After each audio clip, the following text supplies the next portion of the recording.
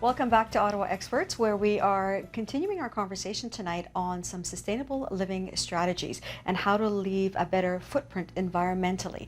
And we left off before the break speaking a little bit about grey water and using this water from within your home to water your garden. Can you explain to me a little bit more what grey water is? Yeah, so grey water is basically not super dirty water, so not toilet water again. Not toilet water, okay. But from your shower, from your laundry machine, those are very safe. With your dishwater, we use it. There are some concerns around that, but not huge concerns. Okay. So but basically giving it, giving all that water you use in your house a second life by putting it into the garden, so you don't have to water again with sprinklers. Well, are you picking it up like with tubs, or do you like? You can. Some people do. Some with us, we actually redirected our kitchen sink through the back wall into the garden, and we got a high efficiency washer for free from a lady in the neighborhood. So again, beneficial relationships, right. And we put that downstairs, but our old one was still working. So what we did is we actually installed that on our side porch with a garden hose. Okay. And we actually have that feeding, again, directly into the garden. So in the summer we can use this. It uses more water, but it's feeding the garden. It's feeding the garden. Interesting. And then for the rest of the year, or if we have something that's, we don't want to use garden water, for instance, we can use the high efficiency one in the basement. Interesting. I'll just throw in a couple of safety rules. Oh, yeah, sorry. The water that's coming out of your shower that's got all the bacteria scrubbed off your body or off your clothes in the washer or out of your kitchen sink, don't spray that on vegetables. This is something you feed to the ground, unless you've got root vegetables, and then don't do it. Okay. So this is specifically for the soil. Take care of it, yes. I see, but not directed specifically at your plants. Yeah, Which your soil is realistically- just going to be alive, and they'll eat up all of the contaminants in that water. And realistically, using sprinklers is the worst way to water anything, because so much of it gets evaporated and ends up on the leaves of your plants and kind of shocks them, and just sprinklers are in general a bad idea. So what's the best way to water your plants? Water the soil, water the roots. Oh, not the plants directly, just water the soil. Well, I mean, you don't want to spray necessarily on the leaves unless it is overcast and kind of rainy, in which case you're not watering anyway. But in the sunlight, that's not particularly natural. So if you're watering the soil around the roots, you're putting the water exactly where the plants use it, so there's no waste. Okay, excellent. So now we started speaking about gardening. So what are some of the permaculture principles when it comes to gardening? Well, they're all the same principles, really. So observing and working with nature, beneficial relationships, working with the cycles of nature, the cycles of plants, the cycles of resources. So we started to talk a little bit about mulch, which is basically the idea of covering up the earth. So the earth doesn't naturally have the soil uncovered. So if you think about you fall on your knees or your elbows or something and you get a big carpet burn. Yes. Your skin is going to start scabbing over so that you don't get infected, and it can kind of protect itself while it heals. That's what most of the things that we consider weeds do. Because again, as Douglas said, this area should be a forest. We have taken down the forest. So if we have weeds popping up like that, they are the first responders, first aiders of the earth. Oh, I didn't know that. And so then we should not be treating weeds, or as you see, everybody going out as soon as spring hits, trying to kill the weeds. As our herbalist friend Amber Westfall from the Wild Garden says, weeds are just plants that we've forgotten their virtues. It might be said a little bit differently, but a lot of weeds you can eat. A lot of weeds are medicinal. A lot of weeds are considered edible, like vegetable plants, like dandelions, for instance, were brought over as a food crop. But we hate them and we constantly pull them out, but they only do good things for the soil, for the pollinators, and for ourselves. If you stop taking multivitamins, start eating dandelions, you're good. Unless you have a serious deficiency in something. Of course. But even then, a dandelion might still do better. All right, so you're asking people to leave the weeds where they are because they have they offer beneficial value to the soil? If there's a totally niche, depends. If you have a niche for a weed, it's going to show up. So if nature has a spot where life can be, Yes. it will fill that spot. If you don't want that spot filled by Nature. something else, then Right. you You better fill it. either close it or put something else in its place. Are there any weeds that are not beneficial to have in your gardens? Because Depending on who you're talking to. okay. For instance, most people would consider poison ivy quite bad. Yeah. Sure. Myself, I don't want it in my garden. Okay. I'm absolutely fine with poison ivy being on the edges of forests where it likes to grow because it grows in disturbed soil. It kind of fulfills the role of protector of the forest in a sense. And if you know who poison ivy is, and you see them as like kind of the gatekeeper, you know who it is, you're not going to accidentally get poison ivy. But if you don't know the forest well enough, you're not going to recognize poison ivy for who it is, and you are likely going to get punished. Okay. That's how we explain it to kids. And that helps you identify it because it's really important. But all that to say, I don't want poison ivy in my garden, so it's a weed. Another definition of weed might be a weed is just a plant you don't want. So I like dandelions. They're not a weed for me.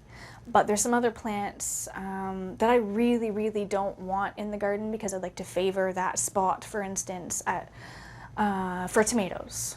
But I'm okay with it being over there. Therefore, that plant, for instance, is a weed in my tomato spot, but it's not a weed over there where I actually enjoy it growing. Okay. So it's redefining what you consider a weed, Okay. I guess. I want to speak a little bit, if it's possible, around the idea of designing a garden to meet, because we talked about using the earth really to grow foods that meet your needs. And let's just say that you are somebody who is seriously thinking of, growing your own garden, and you want to be able to eat year round from this garden, but using these principles. So what do you have to do? What is the first consideration? Well, it's always going to be a challenge in Ottawa with a lot of the beautiful trees that we have. Your number one thing that you're going to be struggling for in the city often is sunlight. Yeah. So you're going to have to find a spot with enough sun for whatever it is you're trying to grow. Okay. Or grow a forest garden. Yeah. That considered, though, do yourself a favor. Design action around energy, not energy around action. What do I mean? What does that mean? I mean that if you have a garden, I see this all the time. People have got this lovely little vegetable garden, and it's at the back end of their yard. Right. So they go out their patio door, and after 30 seconds of walking, here's my garden. Yes. The best place for it to be, and the place where it will be least neglected, most used, handiest for you, least energy, is right outside that patio door. Okay. Right there. Okay. Yeah. So make it accessible. Accessible. Okay. And close to the most frequently used door of the house. All right. Yeah. So that's one of the first elements in designing your garden. And now, what else? Are there certain vegetables or certain plants that go well together, that you can plant together, and other ones that don't? My Is it just organic gardening? My thoughts on companion planting are don't put two plants together that don't go well together. Like, give me an Otherwise, example. don't worry about it so much. A good example would be, let's say, potatoes. Okay. Potatoes and tomatoes are the same species and can carry the same disease.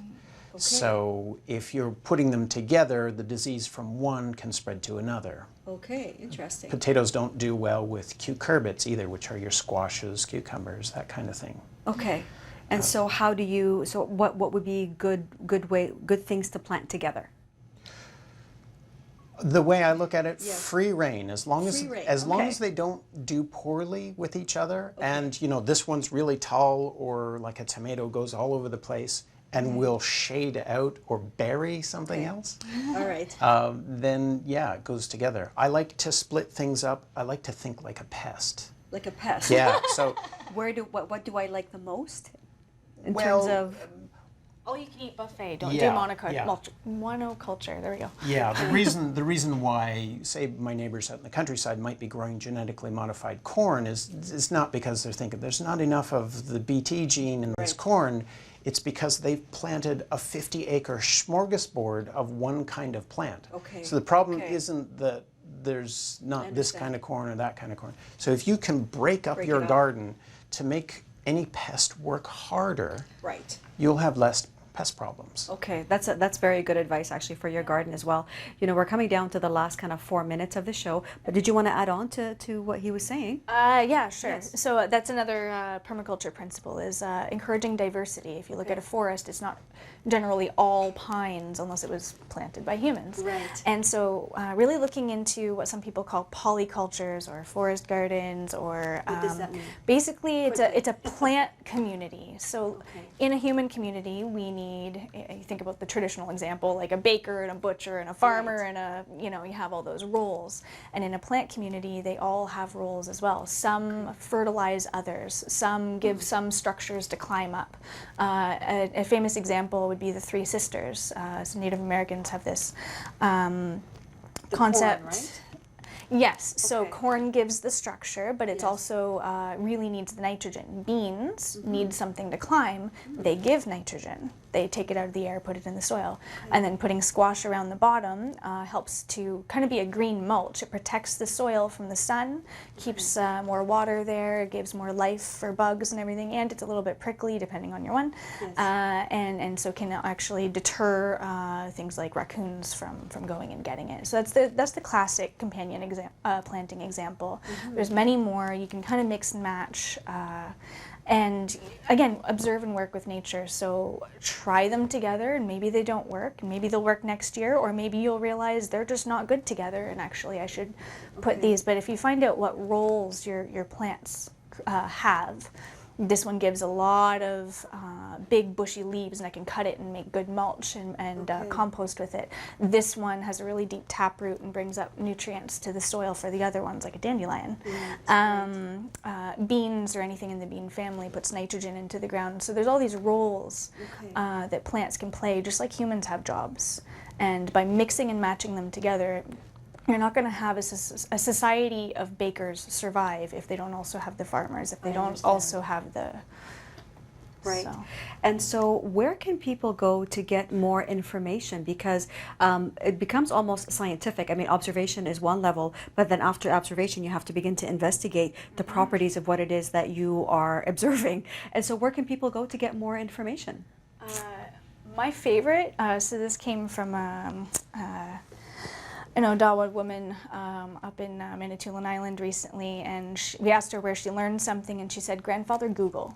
Grandfather Google. All right. And that's my favorite. So you can Google almost anything. There's a lot of misinformation out there. So If people would like to have a short little free course, two free courses that they can go through to look at the design principles and look at the strategies that we use, or permaculture principles, then I've got a couple of courses they can take at permaculturereflections.com. So one word, permaculturereflections.com. Okay, and I think we have that as a website that we're putting up as well. And one final bit of advice for people who are maybe a little bit nervous, because it seems a little bit overwhelming to get into very quickly. start small. Start small. That's another very, very important, most often forgotten principle. Okay. Start small. Start like a seedling. You're not going to become an oak tree overnight. Okay. I like that. And relax, because you're wrong.